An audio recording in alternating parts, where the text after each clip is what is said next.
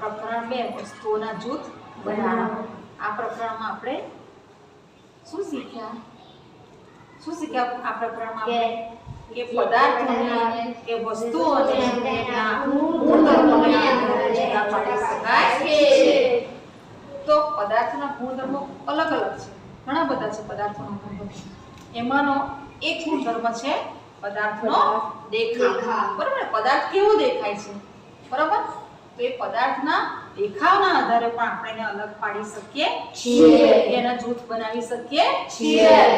તો આજે આપણે પદાર્થનો એક ગુણધર્મ એનું ચળકાટપણું કે એનું ખરબચડાપણું એના આધારે આપણે એને અલગ અલગ જૂથમાં વહેંચીશું. અહીંયા આપણે કેટલીક વસ્તુઓ મૂકેલી છે. તો અહીંયા શું છે?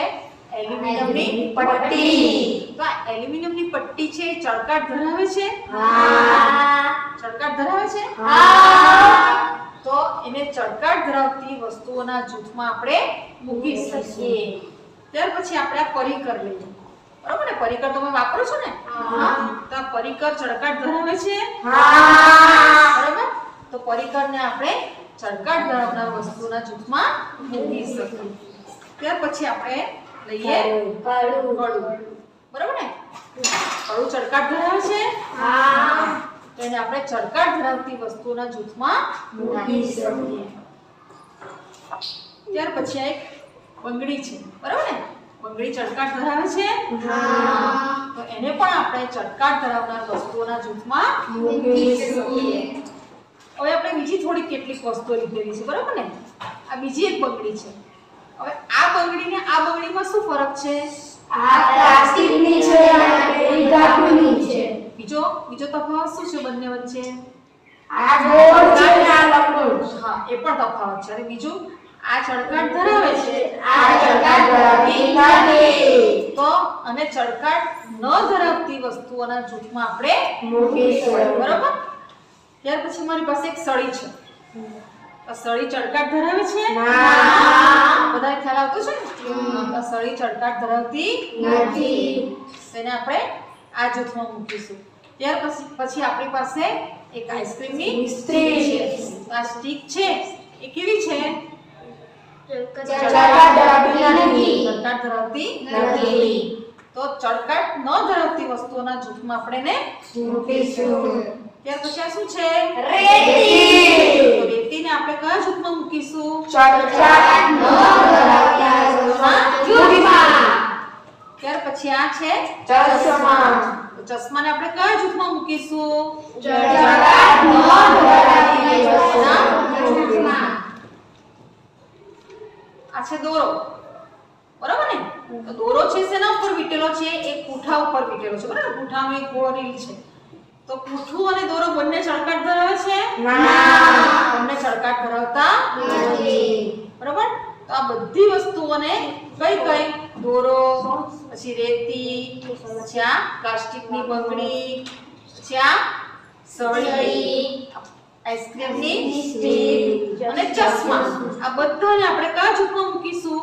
ચળકાટ ન ધરાવતી વસ્તુઓના જૂથમાં મૂકીશું. હવે આ ચળકાટ ધરાવતી વસ્તુઓનું જૂથ છે અને આ ચળકાટ ન ધરાવતી વસ્તુઓનું જૂથ છે. એ તમને ખ્યાલ આવી ગયો ને? હા. હવે આ ચળકાટ ધરાવતી વસ્તુઓ છે ને એમાં એક સમાનતા છે. કઈ સમાનતા છે? કે તે ધાતુની છે. બધી શેની બનેલી છે? ધાતુની. અને બીજી એક સમાનતા કઈ છે? તમે એને અડકી જુઓ. અડકો એને. કેવી લાગે છે? લીસી લાગે છે. બરાબર ને? લીસી લાગે છે ને? તો ચળકાટ ધરાવતી વસ્તુ છે ને મોટે ભાગે કેવી છે? લીસી છે. અને શેની બનેલી છે? ધાતુની છે. જ્યારે ચળકાટ ન ધરાવતી વસ્તુઓ મોટા ભાગની કેવી છે? ખરબચડી છે. બરાબર ને? ખરબચડી છે. મને કોઈ વસ્તુ લીસી પણ હોઈ શકે પણ એ કેવી છે? ખરબચડી છે. તો પદાર્થનો એક ગુણધર્મ કયો છે? લીસાપણું અને ખરબચડાપણું. તે પણ એના દેખાવનો જ ગુણધર્મ છે. બરાબર ને? એના દેખાવમાં જ આવે છે કે લીસાપણું અને ખરબચડાપણું. ચળકાટ ધરાવતું અને ચળકાટ ન ધરાવતું. ધાતુનું બનેલું અને ધાતુનું ન બનેલું, એટલે કે અધાતુનું બનેલું. બરાબર ને? તો આ બધા શું છે? પદાર્થના ગુણધર્મો છે. તો આ એક જ વસ્તુ છે એને હું 2 થી 3 જૂથમાં મૂકી શકું. કયા કયા? ચળકાટ વસ્તુનું જૂથ અને જૂથ અને લીસી વસ્તુનું જૂથ. ખ્યાલ આવી ગયો?